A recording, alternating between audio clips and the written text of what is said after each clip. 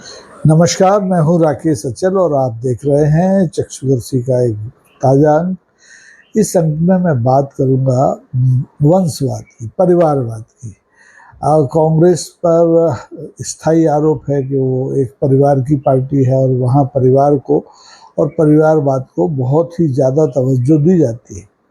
बात सही भी है, लेकिन बात ये भी सही है कि भारतीय जनता पार्टी हो या दूसरे राजनीतिक दल हों, सभी में परिवारवाद एक आवश्यक कारक है, आवश्यक तत्व है। और भारतीय जनता पार्टी में जैसे आप देख रहे हैं, परिवारवाद का आप एक उदाहरण ढूंढने निकलेंगे तो 50 मिल जाएंगे। ताज़ा उदाहरण है मध्य प्रदेश के जो बड़े जाजलनुमान नक्षत्र हैं भारतीय जनता पार्टी के केंद्रीय मंत्री ज्योतिरादित्य सिंधिया। उनका जो बेटा है महाआर्यमन सिंधिया, अब मध्य प्रदेश क्रिकेट एसोसिएशन का निर्विरोध अध्यक्ष चुन लिया गया है।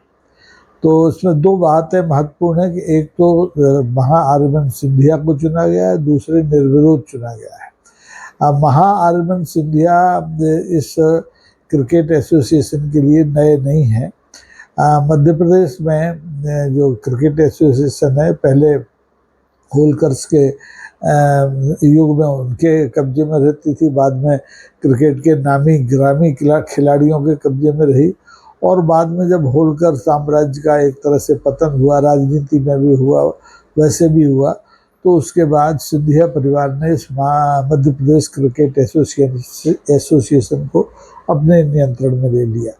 आपको याद हो, पहले जो पूर्व केंद्रीय मंत्री थे माधवराव सिंधिया, वो मध्य प्रदेश क्रिकेट एसोसिएशन के अध्यक्ष रहे।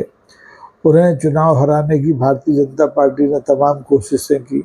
अपने कैलाश विजयवर्गीय जैसे दिग्गज नेता को उनके सामने चुनाव में खड़ा किया, हार गए। और माधवराव सिंधिया जब तक जीवित रहे तब तक वो एसोसिएशन के प्रधान बने रहे। उसके बाद ये जो ताज था एमपी क्रिकेट एसोसिएशन के अध्यक्ष का पद का ताज, ये उनके बेटे अब जो केंद्रीय मंत्री हैं, पहले कांग्रेस में थे, ज्योतिरादित्य सिंधिया के सिर पर सजा दिया गया। और सिंधिया जब तक कांग्रेस में रहे तब भी उसके अध्यक्ष रहे, और भाजपा में आ गए तब भी उसके अध्यक्ष रहे। बीच में जब उन्होंने अध्यक्षता छोड़ी भी तो अपने ही किसी कारकुन को उस पद पर बिठा दिया। और अब जैसे ही ज्योतिरादित्य सिंधिया के बेटे जवान हुए हैं, किशोर, और ये जिम्मेदारी संभालने लायक हो गए हैं, तो ये मध्य प्रदेश क्रिकेट एसोसिएशन का अध्यक्ष पद ज्योतिरादित्य सिंधिया के बेटे महाआर्यमन सिंधिया को तस्तरी में रख के सौंप दिया गया निर्विरोध। अब ये परंपरा देखिए परिवारवाद की नई नहीं है, इसलिए मैं नहीं कहता कि आप इस खबर को सुन के चौंकिए, लेकिन थोड़ा सा नज़र ज़रूर रखिए, क्योंकि जिस तरह से इस देश की सबसे संपन्न भारतीय क्रिकेट एसोसिएशन है, उस पर केंद्रीय गृह मंत्री अमित शाह के बेटे जय शाह काबिज हैं, उसी तरह मध्य प्रदेश की इस क्रिकेट एसोसिएशन पर अब सिंधिया परिवार का कब्जा फिर से बहाल हो गया है। आप ऐसे ही हिमाचल में आप देखें तो अनुराग ठाकुर रहे हैं, दूसरे राज्यों में भी नेताओं के बेटे ही ये एसोसिएशन चला पाते हैं, और सामान्य बात भी है। हम और आप जैसे लोग या कैलाश विजयवर्गीय जैसे लोग ये एसोसिएशन चला नहीं सकते, क्योंकि इसमें बहुत पैसा लगता है, बहुत संपर्कों की ज़रूरत होती है, बहुत रसूख की ज़रूरत होती है, और ये रसूख, ये संपर्क, ये पैसा आम आदमी के पास होता नहीं है। ये ऐसे ही जो राजनीतिक परिवार हैं, जो पीढ़ी दर पीढ़ी राजनीति के माध्यम से जनता की सेवा कर रहे हैं, उनके पास होता है, इसलिए ये पद बड़ी आसानी से उन्हें सौंप दिए जाते हैं। क्रिकेट की राजनीति करते करते ही लोग फिर राजनीति के असली खेल में शामिल हो जाते हैं। अब ज्योतिरादित्य सिंधिया को राजनीति में, सक्रिय राजनीति में चुनाव लड़ते लड़ते 25 साल हो गए, और इस 25 साल में उन्होंने एक पराजय का सामना भी कर लिया है। तो अब उनके सामने एक बहुत बड़ी चुनौती ये है कि अपनी राजनीतिक विरासत के लिए अपने बेटे को तैयार करें और उसको सार्वजनिक मंच पर ले आए। तो वो ले आए, मध्य प्रदेश क्रिकेट एसोसिएशन के जरिए वो ले आए। और ग्वालियर में जो ग्वालियर क्रिकेट एसोसिएशन है वो तो उनकी घर की है। यहाँ जो स्टेडियम बना है वो उनके नेतृत्व में बना, उनकी देखरेख में बना है। उस स्टेडियम में नाम मात्र के अंतर्राष्ट्रीय मैच भी हुए हैं, वो भी उन्हीं के सिंधियाज के नेतृत्व में हुए हैं। तो सिंधिया और क्रिकेट एक दूसरे के पर्याय हैं मध्य प्रदेश में। इसलिए मुझे तो कोई हैरानी नहीं हुई महाआर्यमन सिंधिया के मध्य प्रदेश क्रिकेट एसोसिएशन के अध्यक्ष बनने पर। लेकिन बहुत से लोगों को ये तकलीफ हो सकती है, लेकिन उन्हें ये तकलीफ होनी नहीं चाहिए। ये परंपरा है। डॉक्टर का बेटा डॉक्टर बनता है, वकील का बेटा वकील बनता है, ब्राह्मण का जो कथावाचक है उसका बेटा कथावाचक बनता है, जो जूते गांठने वाला होता है चर्मकार उसका बेटा जूते गांठता है। अपवाद होते हैं जो अपने पारंपरिक पेशे को छोड़ करके दूसरे पेशे में जाते हैं। लेकिन सिंधिया और अमित शाह जैसे जो लोग हैं, इनके लिए अब राजनीति सेवा के साथ साथ एक मजबूरी भी हो गई है, गले की घंटी, गले की एक फांस भी बन गई है, क्योंकि ये इसके बिना जीवित नहीं रह सकते। राजनीति छोड़ेंगे तो इनके लिए जेल के दरवाजे खुल जाएंगे, खासतौर पर अमित शाह जैसे नेताओं के लिए।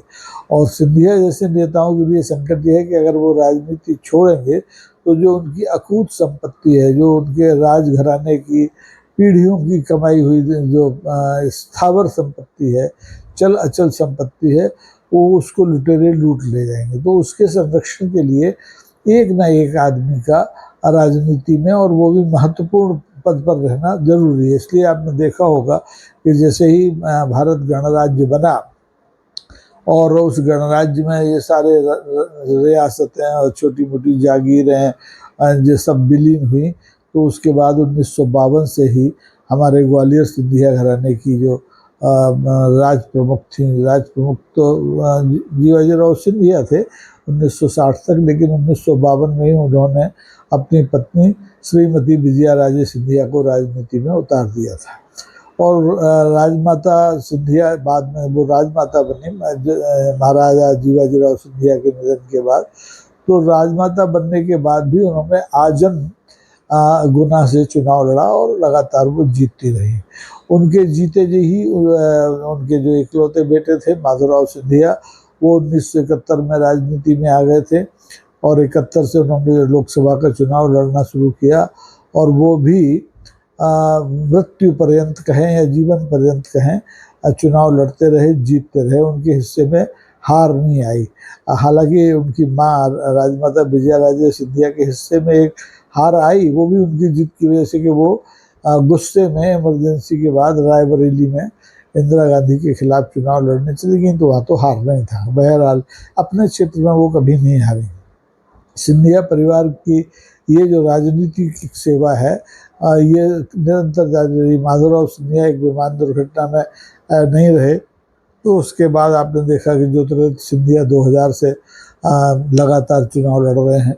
और 2018-19 के आम चुनाव में भारतीय जनता पार्टी ने उन्हें हरा दिया। वो तब कांग्रेस में थे और बुरी तरह से हराया, और 19 महीने बाद ही वो माया मोह छोड़ के कांग्रेस का भारतीय जनता पार्टी में शामिल हो गए और फिर से लोकसभा में सदस्य हैं, केंद्र में मंत्री हैं।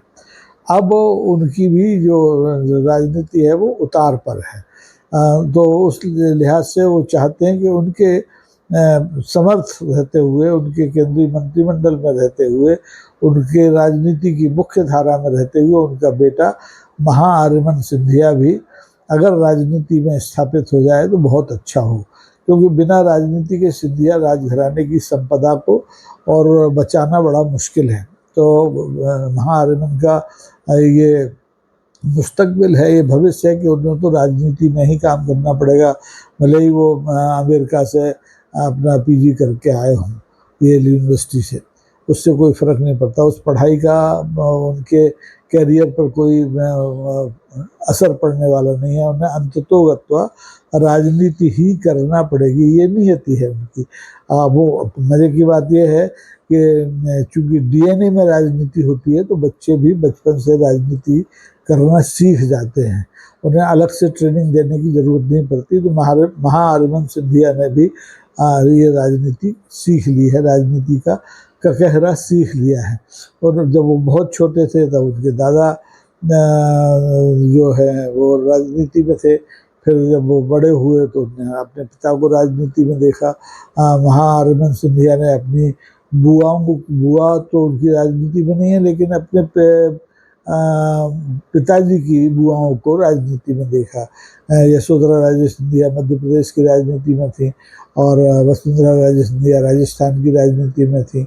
इस तरह से राजनीति उनके लिए कोई नई चीज़ नहीं है, लेकिन राजनीति में आने के लिए एक सीढ़ी की ज़रूरत होती है, और मध्य प्रदेश क्रिकेट एसोसिएशन इस तरह से पहली सीढ़ी है। और मुझे उम्मीद है कि 2029 का जब आम चुनाव होगा तो निश्चित रूप से महाअरविंद सिंधिया गुना या ग्वालियर में से किसी न किसी एक लोकसभा सीट से चुनाव लड़ सकते हैं, क्योंकि अभी शुरू से सिंधिया के पास ये 2 सीटें रहा करती थी। बीच में स्थितियां बिगड़ी तो माधवराव सिंधिया ही वहाँ चले गए थे गुना ग्वालियर छोड़ के, तो उसके बाद से उनके परिवार के पास लोकसभा की एक ही सीट है। लेकिन उनकी कोशिश ये रहेगी कि दोबारा से ग्वालियर सीट भी उनके कब्जे में आ जाए। इस समय ग्वालियर सीट से जो सांसद हैं वो मध्य प्रदेश विधानसभा के अध्यक्ष नरेंद्र सिंह तोमर के एक शिष्य हैं, भारत सिंह, जो विधानसभा का चुनाव हार गए थे लेकिन लोकसभा का चुनाव जीत गए। तो उनका टिकट कटवाना ज्योतिरादित्य सिंधिया के लिए कोई बहुत बड़ा काम नहीं होगा। लेकिन ये बात की बात है, अभी हम 2025 में बैठे हैं, 2029 की बात नहीं कर सकते। तो 2029 तक यानी अगले 4 साल तक ज्योतिरादित्य सिंधिया के पुत्र महाअरविंद सिंधिया को क्रिकेट की राजनीति करना पड़ेगी, और क्रिकेट की राजनीति के सहारे ही उन्हें अपने पिता की जो राजनीतिक विरासत है उसको भी आत्मसात करना होगा, क्योंकि कभी भी ज़रूरत पड़ सकती है उन्हें ये उत्तराधिकार संभालने की। ज्योतिरादित्य सिंधिया ने भी कभी सोचा नहीं था कि उन्हें अचानक से राजनीति में सक्रिय होना पड़ेगा। वो तो विदेश से, अमेरिका से पढ़ के आए थे और ऐसे ही अपने क्रिकेट खेलते रहते थे, लेकिन अचानक हादसा हो गया, उनके पिताजी माधवराव सिंधिया जी का निधन हो गया और उन्हें राजनीति में आना पड़ा। पहला चुनाव उन्होंने गुना शिवपुरी लोकसभा सीट से लड़ा और फिर लगातार जीतते रहे। अब स्थिति है कि देखिए, उम्र का जहाँ तक सवाल है तो महाअरविंद सिंधिया 29 साल के हो गए हैं। अब बस उनका विवाह होना बाकी है, सगाई वगाई शायद हो गई है। तो मुझे लगता है कि राजनीति में सक्रिय होने से पहले उनकी भावरें भी पड़ जाएंगी, उनका घर भी बस जाएगा। अब इसको लेकर के उनके MPCCA के अध्यक्ष पद पर निर्विरोध चुने जाने को लेकर के अब भाजपा भी कुछ नहीं बोल सकती। एक ज़माने में तो भाजपा ही उनके खिलाफ होती थी सिंधिया के। मैंने आपको ऐसे बताया कैलाश विजयवर्गीय ने माधवराव सिंधिया के खिलाफ चुनाव लड़ा, हार गए। तो अब केवल कांग्रेस बची है, तो कांग्रेस परिवारवाद के बारे में ज़्यादा बात कर नहीं सकती, क्योंकि उसके पास नैतिक आधार नहीं है परिवारवाद की आलोचना करने का। वहाँ परिवारवाद लंबे समय से चल रहा है। अब मेरे ख्याल से आज़ादी के बाद से ही पहले प्रधानमंत्री पंडित जवाहरलाल नेहरू बने, दूसरे लाल बहादुर बने, तो तीसरी फिर से श्रीमती इंदिरा गांधी बनी, और फिर आपने सिलसिला देखा राहुल गांधी के पिता राजीव गांधी भी बने, और राहुल गांधी भी बन जाते, लेकिन अभी शायद उनकी लकीर में नहीं है, उनके नसीब में अभी ये पद नहीं है, इसलिए वो उनकी जो गाड़ी है वो लोकसभा में प्रतिपक्ष के नेता के पद पर आकर के ठहर गई है। तो आपको मध्य प्रदेश की राजनीति में सिंधिया राजघराने में अगर दिलचस्पी है तो आप इस खबर को जरूर देखिए। आपको समझ में आ जाएगा कि ये परिवार बिना राजनीति के जनता की सेवा कर नहीं सकता। ये NGO चला के जनता की सेवा नहीं कर सकता। इसे जनता की सेवा करने के लिए सत्ता की ज़रूरत है, और सत्ता में बने रहने के लिए आपको सत्तारूढ़ दल के साथ होने की ज़रूरत होती है। तो जब तक कांग्रेस सत्ता में रही तो ये कांग्रेस के साथ थे। अब 11 साल से भाजपा सत्ता में है तो ये पिछले 5 साल से भारतीय जनता पार्टी के साथ है। और उम्मीद करना चाहिए कि अगर 2029 तक परिदृश्य न बदला और भारतीय जनता पार्टी इसी तरह से अखंड राज करती रही तो सिंधिया परिवार की जो चौथी पीढ़ी है, जो महाअरविंद सिंधिया हैं, ज्योतिरादित्य सिंधिया के पुत्र, माधवराव सिंधिया के पौत्र, राजमाता विजयाराजे सिंधिया के प्रपौत्र, वो अब भारतीय जनता पार्टी की चुनाव चिन्ह के साथ ही राजनीति में पदार्पण कर सकते हैं। तो नौजवानों का राजनीति में स्वागत करना चाहिए, और जो पढ़े लिखे लोग हैं उनका विशेष तौर पर स्वागत करना चाहिए। तो मैं महाआर्यमन सिंधिया को इस जीत के लिए, निर्विरोध जीत के लिए बधाई देता हूँ और उनके उज्जवल भविष्य की कामना करता हूँ, क्योंकि मेरे पास इसके अलावा और कुछ करने के लिए है नहीं। आज के लिए बस इतना ही। अगर आपको ये एपिसोड पसंद आए तो इसे लाइक करना ना भूलिए, इसको शेयर कीजिए, बिल्कुल शेयर कीजिए, नए लोगों को जोड़िए, और अगर संभव है तो सब्सक्राइब भी कीजिए। सब्सक्राइब करने से ये होता है कि जो अगला अंक आता है उसकी सूचना आप तक यथा समय पहुंच जाती है और आप उसे देखने से वंचित नहीं रहते। आज के लिए बस इतना ही। बहुत बहुत धन्यवाद। नमस्कार। जय हिंद।